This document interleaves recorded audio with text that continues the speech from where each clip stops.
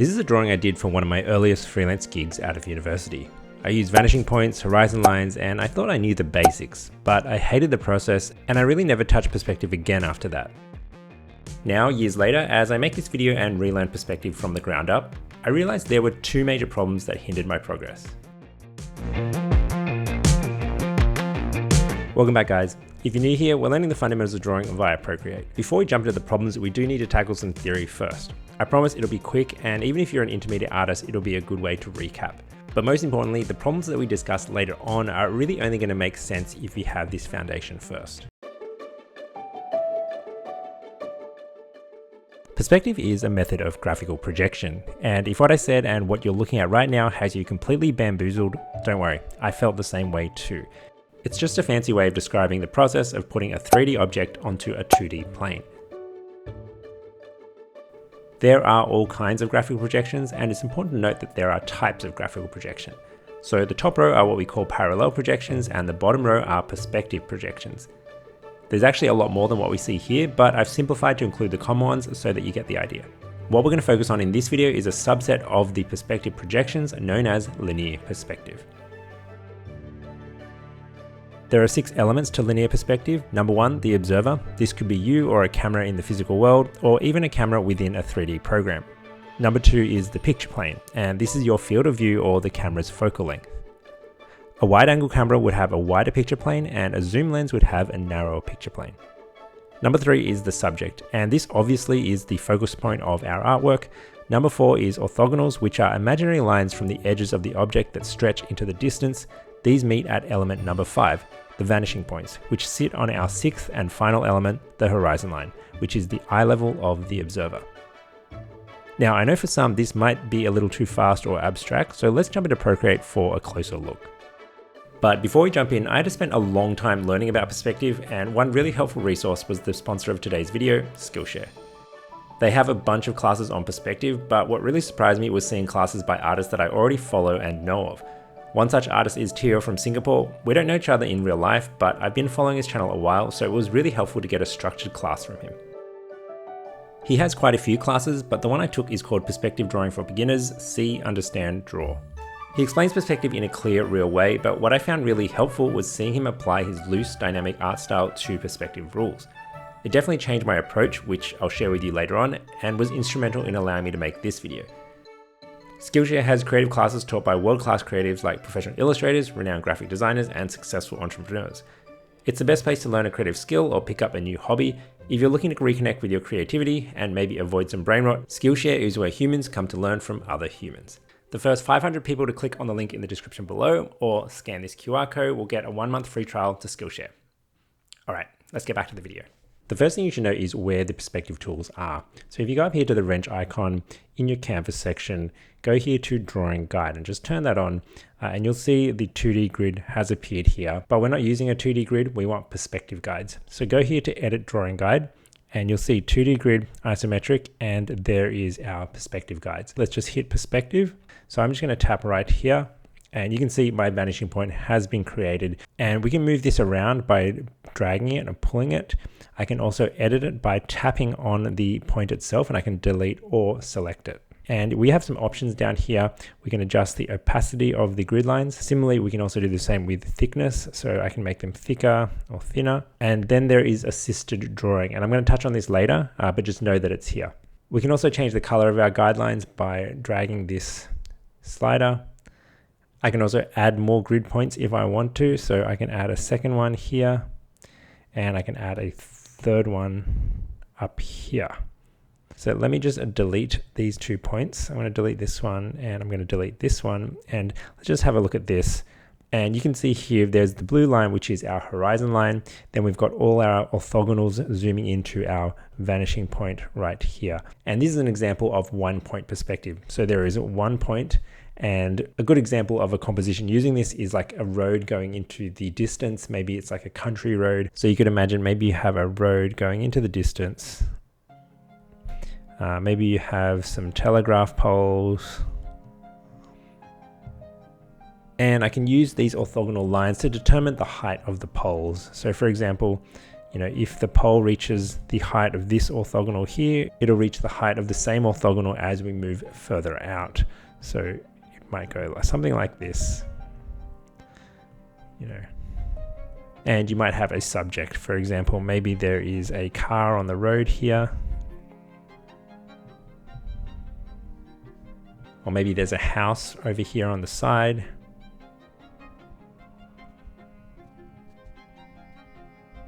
And as you draw, every line that's moving along this axis or towards the vanishing point follows these orthogonal lines. And then when you have horizontal lines or vertical lines, for example, like this horizontal here, or these verticals here, they're exactly horizontal or vertical. There is no vanishing point for these lines. We just assume that they go up into infinity, and that's how you draw 1-point perspective. Okay, let me hide this and let's add on another perspective point. Put one over here, move this one out here, and let me confirm that. And now you can see how the perspective has changed. And if I just roughly draw in here, let me create a new layer. I can draw in a box here, and I'm following these orthogonals, see, like this and like this.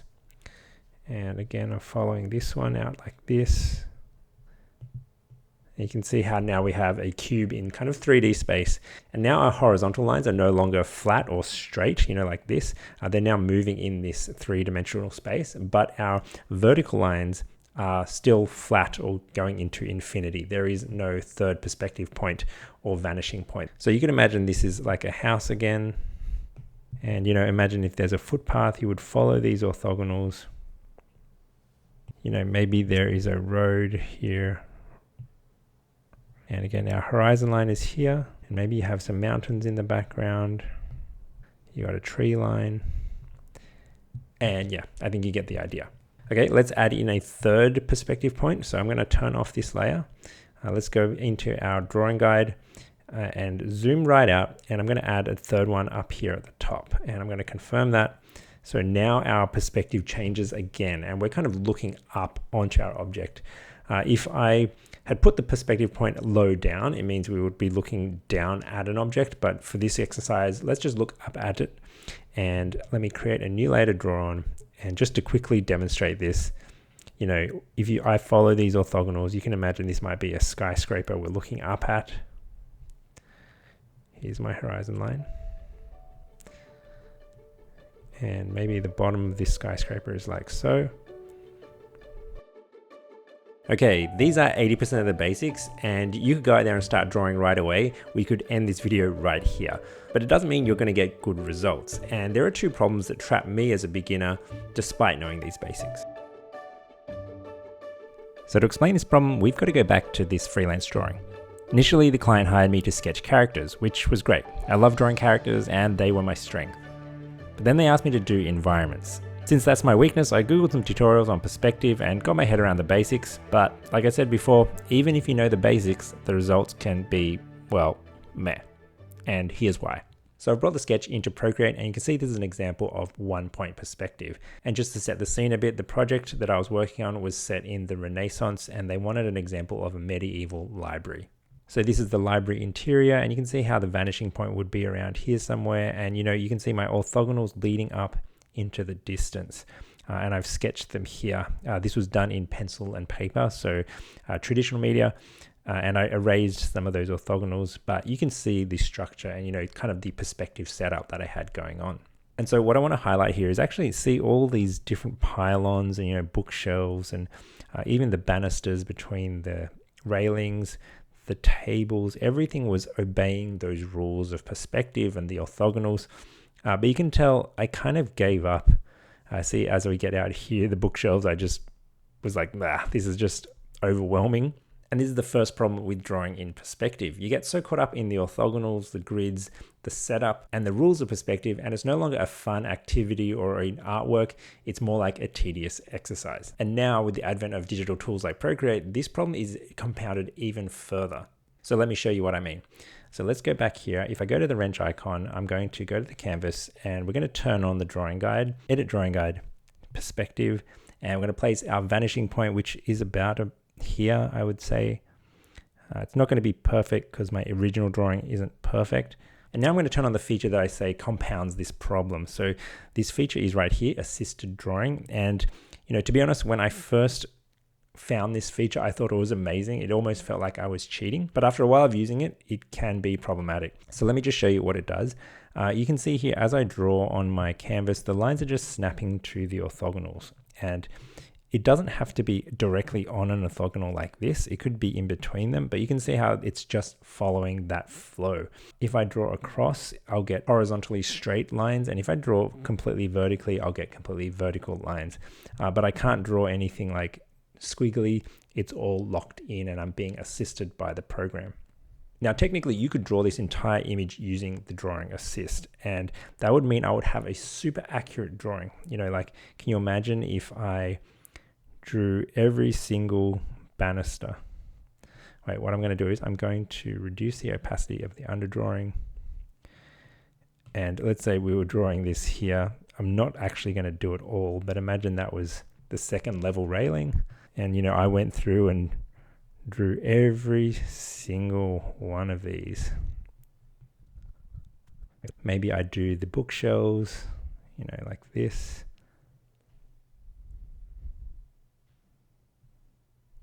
I could do even the tables, and even like the books on the tables themselves. It's actually pretty cool. But if I went through and completed this entire image this way, it's just going to be so rigid, and it's not really going to feel like an artwork or a drawing anymore. So if drawing assist really is that bad, what's the solution, right?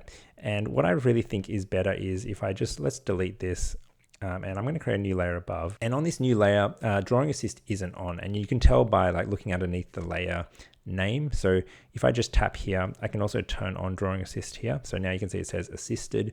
Let's turn it off. And I think a better approach is actually just to draw freehand on top of here without those rigid assists on. Now, I'm not going to draw this entire library here because that would take me so long, but I think a good exercise to do is actually just to place down a vanishing point just as an exercise and to draw boxes in space. And let me just hide this layer underneath so we don't get distracted. But I could just draw boxes in space. So imagine there was a box sitting here. Imagine there is a box further out here.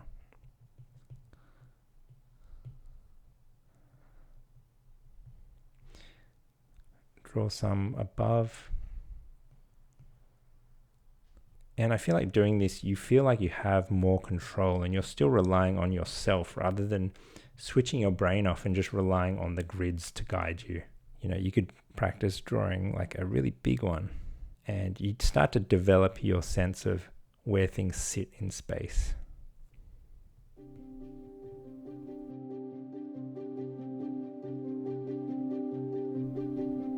Okay, so freeing yourself from the drawing assist is a good start, but what if I told you even if you turn off the drawing assist, you're still not truly free? So this idea that perspective grids restrict you is actually a much bigger problem than just this minute detail of the drawing assist function in Procreate. So in this next part, I'm going to show you some more work from that freelance gig and see if you can spot the problem. Okay, here is the original drawing. Here is another drawing, and here is another drawing. Aside from the rigid line work and overall poor drawing skills, can you spot the problem? The problem is composition. In each of these drawings, I had the horizon line positioned high up, which meant the majority of the composition was filled with the ground or floor, which is not exactly the most exciting thing to look at. And the big problem is that I was starting my drawing with perspective first and letting it dictate my composition instead of the other way around. Composition first, then using perspective as a tool to add depth. This is a subtle problem, so let me demonstrate how I should have done it. If you're getting value from this video, make sure to check out my Patreon. There I have a bonus video where we draw this scene in Procreate. You'll see me work through how I use perspective guides with a reference photo, and we'll start using a new brush, the dipped ink chisel tip. You can follow along step by step, and it's a practical approach that you can use for your own reference photos. Check it out at patreon.com/jaywalkerpictures, and I hope to see you there. So what we have here is 3 thumbnails, and I just drew these using my artistic intuition. You know, I was thinking about composition, but I didn't care about perspective. There is no perspective diagrams here. And I'm not going to go into the composition or how to do composition because that's a whole other video, but I just kind of like this one. This is giving me good vibes, right? So what I'm going to do is I'm going to create a new layer above. I'm going to fill it with our neutral gray. And I'm going to bring this sketch that I like above here, and let's enlarge it to the size of our canvas. And you can see this composition is much better than my original sketch. Like now we have kind of like this low down camera angle where the floor is not dominating the scene, and we've got more of this height, and it gives a sense of grandeur, and it gives you the opportunity to add characters interacting with each other in the scene to create this element of storytelling. This composition is just so much better than the original one. And now that I've kind of unlocked all those possibilities with the composition, only then am I going to start adding perspective. So let's go to our drawing guide, edit the drawing guide, perspective, and this is again a 1-point perspective. So I'm going to put in a point here. Maybe it's something like this. And I'm just going to finish up the drawing freehand. You can see how this is an example of composition first, perspective later. Plus, I'm completing the sketch without drawing assist on to keep my lines natural and flowing.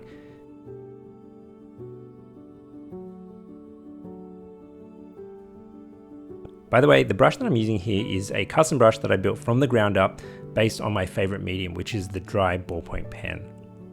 It's great for line work and cross hatching, and it has a really subtle texture that builds up as you layer more and more strokes on top of each other. It's part of my sketching brush set, which you can purchase from my website, jaywalkerpictures.com.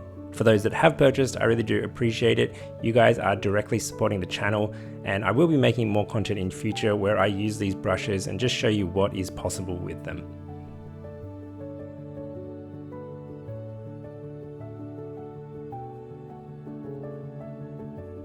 You know that feeling where you know there's something you should learn, but it's beyond just a quick Google search? You put it off, and over time, it just becomes this big black spot in your mind. That was perspective for me. I had to go down a huge rabbit hole of research, and there was actually a lot more to this video, but I cut it down to the essentials. I just want to thank the sponsor of this video, Skillshare. Their class has made it much more efficient for me to get my head around perspective, and I recommend you check them out. Thanks for watching, guys, and I'll see you all in the next video.